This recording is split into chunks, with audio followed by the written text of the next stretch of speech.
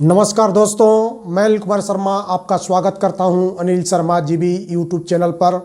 अगर आप मेरे इस चैनल अनिल शर्मा जीबी पर पहली बार विजिट कर रहे हो तो आपसे आग्रह है कि आप मेरे इस चैनल अनिल शर्मा जीबी को सब्सक्राइब कर लें ताकि मेरे द्वारा जो भी वीडियो बनाई जाए उसका नोटिफिकेशन आपके पास सबसे पहले पहुँचे और आप मेरे वीडियो को देख सकें। तो दोस्तों, आज मैं पुनः उपस्थित हूँ आप सभी के बीच एक महत्वपूर्ण जानकारी के साथ। आशा करता हूं कि आप सभी को ये जानकारी पसंद आएगी। नियोजित शिक्षकों के चेहरे पर बहुत दिनों के बाद मुस्कान लौट करके आई है और ये मुस्कान लौट कर आना स्वाभाविक भी है। के लिए एक बहुत ही अहम खबर जो है सामने निकल करके आ रही है, जिसका इंतज़ार लंबे समय से नियोजित शिक्षक कर रहे थे। उनको ऐसा लग रहा था कि हमारे लिए जो है नई नियमावली कब आएगी, लेकिन इंतजार की घड़ियां खत्म हुई। अब नियोजित शिक्षकों के लिए जल्द ही बिहार सरकार नई नियमावली लाने वाली है और आपको जान करके यह आश्चर्य होगा कि जो विशिष्ट शिक्षक नियमावली 2023 नियोजित शिक्षकों के लिए आई थी, उससे भी बेहतर जो है ये नियमावली नियोजित शिक्षकों के लिए आ रही है। तो आपको जो है अब चिंता करने की ज़रूरत नहीं है। बस ज़रूरत इस बात की है कि आपके पास बहुत कम समय बच रहा है। आप जो है पूरी तन्मयता के साथ परीक्षा की तैयारी में लग जाइए और अधिक से अधिक अंक ला करके राज्यकर्मी का दर्जा जो है प्राप्त कीजिए। तो दोस्तों, अब जो है इस खबर को हम विस्तार से जान लेते हैं। आप सभी जानते हैं कि बिहार के मुख्यमंत्री नीतीश कुमार जब 2 नवंबर को पटना के ऐतिहासिक गांधी मैदान में नवनियुक्त शिक्षकों को औपबंधिक नियुक्ति पत्र दे रहे थे, तभी उस मंच से उन्होंने यह संकेत दे दिया था कि जो नियोजित शिक्षक हैं, उन नियोजित शिक्षकों के लिए हम एक मामूली परीक्षा का आयोजन करेंगे और उसके बाद उनको भी परमानेंटली सरकारी बनाएंगे। ये हम लोगों की इच्छा है। तो ये सब चीज करके और सब लोगों को कर देंगे। हालांकि सभी जानते हैं कि विशिष्ट शिक्षक नियमावली आने के बाद नियोजित शिक्षक उस नियमावली से खुश नहीं थे, जिसके कारण बिहार सरकार ने उस नियमावली पर नियोजित शिक्षकों से आपत्ति भी जो है दर्ज कराई थी। सारे आपत्तियों का निराकरण करते हुए या उनमें से जो मुख्य आपत्तियां थी उसका निराकरण करते हुए नई नियमावली जो है बिल्कुल बन करके तैयार है। और आप सभी को मैं बता दूं कि इस नियमावली पर 22 नवंबर को होने वाली कैबिनेट की बैठक में मोहर लगना लगभग तय हो चुका है। साथ ही साथ किस तारीख को नियोजित शिक्षकों की परीक्षा होगी, इसका भी डेट लगभग सामने आ चुका है। अब आपके मन में ये प्रश्न उठ रहा होगा कि नियोजित शिक्षकों के लिए जो परीक्षा होगी वह परीक्षा किसके माध्यम से लिया जाएगा? क्या यह परीक्षा बीपीएससी के माध्यम से लिया जाएगा, विद्यालय परीक्षा समिति के माध्यम से लिया जाएगा? तो जो बात सामने उभर करके आ रही है उससे ये लग रहा है कि जो नियोजित शिक्षकों के लिए परीक्षा आयोजित की जाएगी उसकी सारी जिम्मेवारी बिहार विद्यालय परीक्षा समिति की होगी।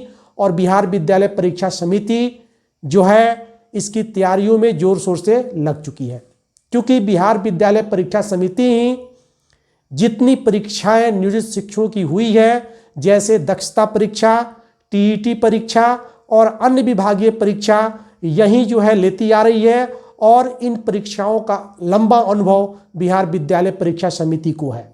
परीक्षा बीपीएससी से न लेने का एक और मुख्य कारण है कि यह परीक्षा जो है बिल्कुल जो है मामूली स्तर की होगी और जो है शिक्षक बहाली की दूसरे चरण को लेकर के व्यस्त है।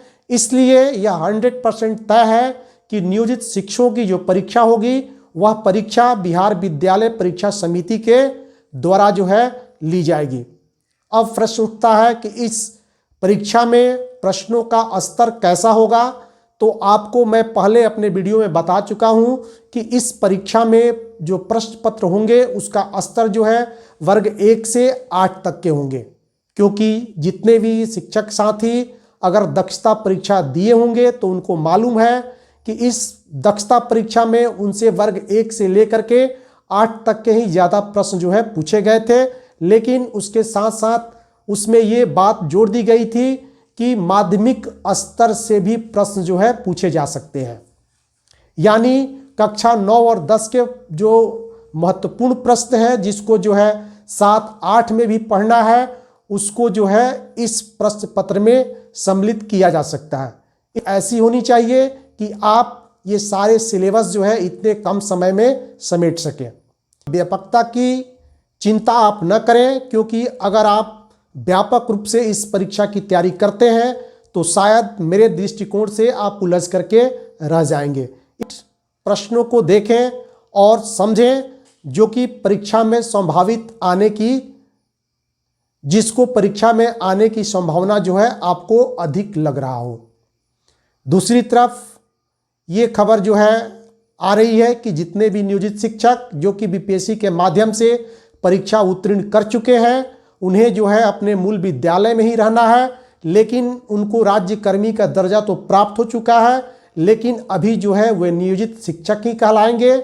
जब परीक्षा दे देंगे और उनको जब राज्य कर्मी का दर्जा मिल जाएगा, उसके साथ ही ये नियोजित शिक्षक भी राज्य कर्मी माने जाएंगे। हालांकि इन नियोजित शिक्षकों को सक्षमता परीक्षा में बैठने की जरूरत नहीं है, क्योंकि ये पहले ही बीपीएससी द्वारा लिए गए परीक्षा में सफल हो चुके हैं। और आगे बढ़ते हैं। अब आपके मन में ये प्रश्न उठ रहा होगा कि यह परीक्षा जो है कब आयोजित की जाएगी। तो इसके लिए जो संभावित तिथि सामने आ रही है, उसके अनुसार 17 दिसंबर को यह परीक्षा जो है 17 दिसंबर को यह परीक्षा बिहार के सभी जिलों में केंद्र बना करके ली जाएगी और 31 दिसंबर तक इसका रिजल्ट भी आपके सामने होगा। इस प्रकार देखा जाए तो बिहार सरकार आपको 9 वर्ष में राज्य कर्मी बनाने जा रही है और 9 वर्ष के लिए आपके लिए ये बहुत ही बड़ा तोहफा होगा। तो अब चिंता करने की जरूरत नहीं है, बस अब आप अपनी तैयारियों में लग जाइए ताकि आप परीक्षा में प्रथम बार में ही सफल होकर के राज्यकर्मी बन सके और राज्यकर्मी को मिलने वाली सारी सुविधाओं का आनंद आप उठा सकें। दोस्तों दूसरी तरफ प्रथम फेज की जो शिक्षक बहाली हुई है, उसमें वर्ग 1 से 5 तक के बीच जब विद्यालयों का आवंटन किया जा रहा था, उस समय ऐसी बड़ी बड़ी खामियां सामने आ रही है, जिसको लेकर के बिहार के अपर मुख्य सचिव श्री के पाठक द्वारा संबंधित जिला के जिला शिक्षा पदाधिकारी को जो है स्पष्टीकरण देने को कहा गया है। तो किन किन जिला अधिकारियों के ऊपर जो है इस तरह का स्पष्टीकरण देना है या कहाँ कहाँ जो है विद्यालय आवंटन में त्रुटियां पाई गई हैं, इसका जो है पत्र मैं इस वीडियो में डाल दूंगा, आप उसको पढ़ करके अच्छी तरह से समझ लीजिएगा। तो दोस्तों, भले ही लेट हुआ, लेकिन आपको राज्यकर्मी का दर्जा जो है मिलना अब तय हो चुका है और निश्चित रूप से आपका भविष्य जो है अब सुनहला होने वाला है। तो आपसे निवेदन है कि आप जो है अपने समय को बर्बाद न करते हुए, आपके पास जो भी समय बचता है उसमें आप अपनी परीक्षा की तैयारी कीजिए और राज्यकर्मी का दर्जा जो है प्राप्त कीजिए। साथ ही साथ आप सभी जानते हैं कि बीपीएससी के माध्यम से जो परीक्षा हुई थी, उसमें नवनियुक्त शिक्षकों को अपने गृह जिले से दूसरे जिले में जो है योगदान कराया जा रहा है, जो कि उनके लिए काफ़ी जो है दुष्कर काम लग रहा है, क्योंकि उन्हें बहुत दूरी तय करके अपने विद्यालय में प्रतिदिन पठन पाठन का काम करने या अपनी सेवा देने के लिए जाना पड़ेगा। इसी तरह जो जानकारी सामने आ रही है, यह जानकारी यह है कि जब नियोजित शिक्षकों को राज्यकर्मी का दर्जा प्राप्त हो जाएगा तो उनका भी विद्यालय आवंटन जो है परीक्षा पास कर राज्यकर्मी का दर्जा प्राप्त करेंगे तो उन्हें भी अपने मूल विद्यालय को छोड़ना होगा और उनका भी जो है योगदान अन्य प्रखंड या अन्य अनुमंडल में किया जाएगा। इसके लिए नवनियुक्त शिक्षकों के लिए जो प्रक्रिया अपनाई जा रही है, वही प्रक्रिया नियोजित शिक्षकों के लिए भी अपनाई जाएगी। यह बात नियोजित शिक्षकों के लिए थोड़ी जो है सोचनीय हो सकती है, क्योंकि जो नियोजित शिक्षक है वे बहुत दिनों से अपने परिवार के साथ रह करके सारी जिम्मेवारियों को निभाते हुए अपना सेवा जो है विद्यालय में दे रहे थे, लेकिन जैसे ही उनको अपने गृह जिले को छोड़कर या अपने प्रखंड को छोड़ करके अन्यत्र कहीं दूर जो है भेजा जाएगा तो उनके सामने निश्चित रूप से एक समस्या जो है आ खड़ी होगी, जिसका समाधान जो है भविष्य में कैसे निकलेगा ये तो भविष्य की बात है। लेकिन अभी हमें सिर्फ इस बात की ओर फोकस करना है कि हम अपनी परीक्षा की कैसे तैयारी करें कि हम प्रथम प्रयास में ही परीक्षा में सफल हो जाएं और राज्यकर्मी का दर्जा जो है प्राप्त कर सकें। तो दोस्तों, आशा करता हूं कि आज आपको ये खुशखबरी अच्छी लगी होगी। अगर आपको ये जानकारी अच्छी लगी हो तो निश्चित रूप से आप इस वीडियो पर अधिक से अधिक लाइक करें, कमेंट करें और शेयर करें। तो फिर मिलते हैं किसी अन्य वीडियो में, तब तक के लिए नमस्कार।